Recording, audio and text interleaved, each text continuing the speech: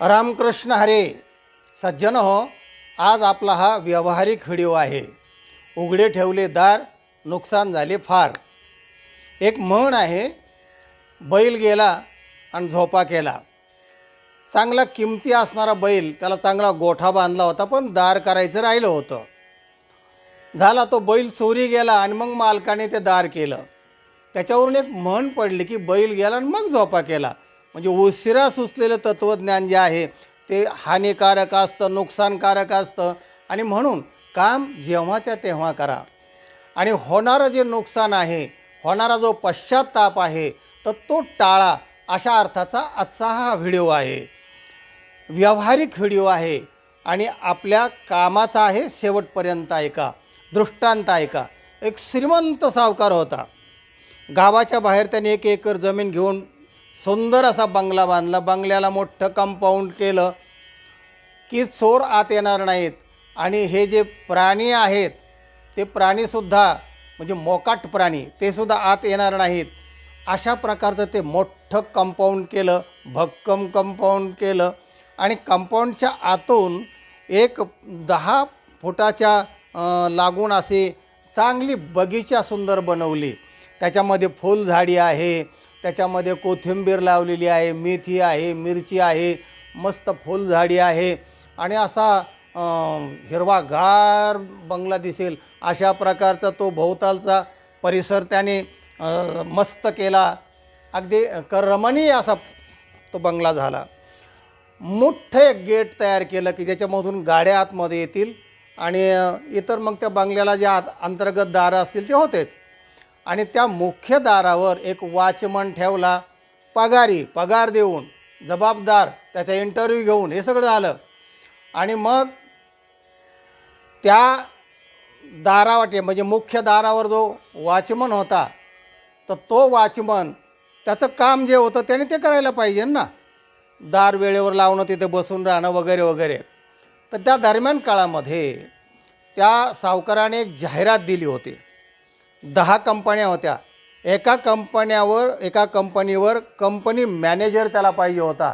आणि मॅनेजमेंटचा अभ्यास झालेला एक विद्यार्थी मग तिथे गेला. आणि गेल्यानंतर तो आत जायचा इंटरव्ह्यूला. तर त्याच वेळी नेमका तो जो वॉचमन होता, मुख्य दाराचा रक्षक, द्वारपाल, तो 1 मिनिटासाठी कुठेतरी मित्र आला म्हणून तिकडे थोडंसं बाजूला जाऊन त्याशी गप्पा मारत बसला होता.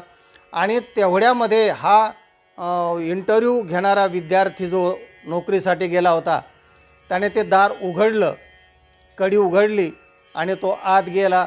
आत गेल्यानंतर मग आतल्या बंगल्याचं बेल वाजवली आणि तिथे तो मालक आणि त्याचा इंटरव्ह्यू सुरू झाला. गंमत झाली अशी की हा जो द्वारपाल होता मुख्य गेटवरचा, तो थोडा बाजूला गेल्यामुळे आणि दार उघडं ठेवून हा दुसरा इंटरव्ह्यू देणारा मुलगा आत गेला. त्यामुळे दार उघडं राहिलं. दार उघडं राहिल्यावर काय हो, ते मोकाट जनावरं जे होते ना, ते भरा आत शिरले.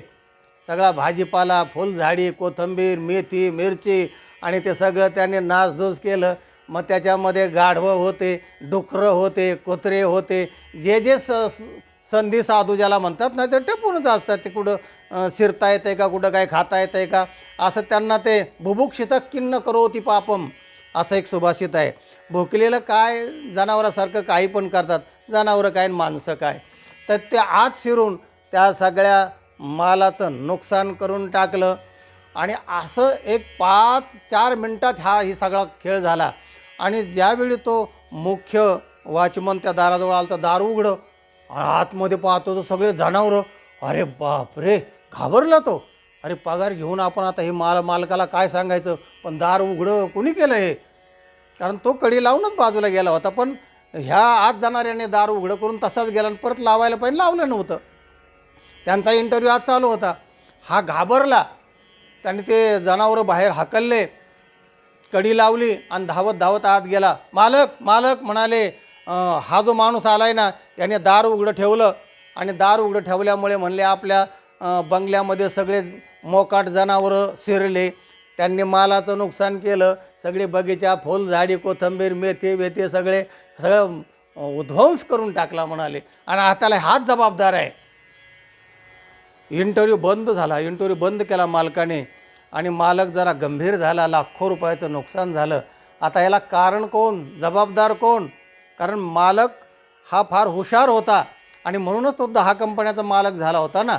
काम जेव्हाचे तेव्हा, ज्याची त्याने, जसेचे तसे आणि वस्तू जिथल्या तिथे. असा एक आपला मागे व्हिडिओ झालेला आहे, तो जरूर ऐका. त्यातला तो होता. म्हणजे व्यवहारी होता आणि व्यवहारीच माणसं पुढे प्रगतीवर जातात. पण अशी लहान चूक जर घडली ना तर त्याचं नुकसानही तेवढंच होतं. तेव्हा मग त्याने तो इंटरव्ह्यू बंद केला त्या मुलाचा आणि म्हणले तो जाऊ शकतो, आता वाट पहा, तुला कळवतो मी. त्याच्यावर रागाराग त्याने आपण सांगितलं, तो गेला. आणि मग ह्या द्वारपालाला, म्हणजे जो मेन गेट वॉचमन होता ना, त्याला सांगितलं तू पण आता जाऊ शकतो, कारण तुझं जे काम आहे तर ते तू नीट पार पाडलेलं नाही आहेस आणि त्याच्यावर तू पुन्हा आक्षेप घेतो आहेस. आणि झालं, त्याला जबाबदार तू आहेस. त्याला जबाबदार जसा तो दार उघडं ठेवून आत गेलेला आहे तसा तो दाराचं दार, ती जागा सोडून दुसरीकडे जाणं, हा हे सुद्धा तेवढाच अपराधी आहेस. पहिलीच जर चूक घडली नसती तर दुसरी चूक घडली नसती. तू जर त्या ठिकाणी हजर असतास, दार लावलेलं असतं, कडी लावलेली असते, तर ही मोठी घटना घडली नसते. तेव्हा तुझी पहिली चूक आहे, नंतर त्याची दुसरी चूक आहे. आणि दंडम अर्हंती अधार्मिका, हा अधर्म केलेला आहे तुम्ही, म्हणजे तुमचा शिष्टाचार आणि व्यवहारातले आचार तुम्ही पाळलेले नाहीत, त्याला आपण नियम म्हणतो. आणि म्हणून तुम्हाला शिक्षा हीच आहे की तुम्ही घरी जाऊ शकता. आणि तो जो इंटरव्ह्यूला आला तर त्यालाही सांगितलं की तुझा आता इंटरव्ह्यू झालेला आहे. म्हणजे त्याचंही नुकसान झालं, मालाचंही नुकसान झालं, हा वॉचमनलाही पण त्याने काढलं आणि झालं, पश्चात्ताप तर झालाच झाला. तेव्हा पश्चात्ताप टाळायचा असेल आणि हे सगळे अपाय टाळायचे असतील, नुकसान टाळायचं असेल तर दार लावा आणि त्याचा बंदोबस्त, आतली कडी बाहेरची कडी लावा. ज्याला यायचं आहे ना, तर माणसाला प्रत्येकाला असं वाटतं हे काय, मला लगेच जायचं आहे, मग दार उघडं ठेवतो कशाला? लगेच जायचं तेव्हा परत अगदी उघड ना.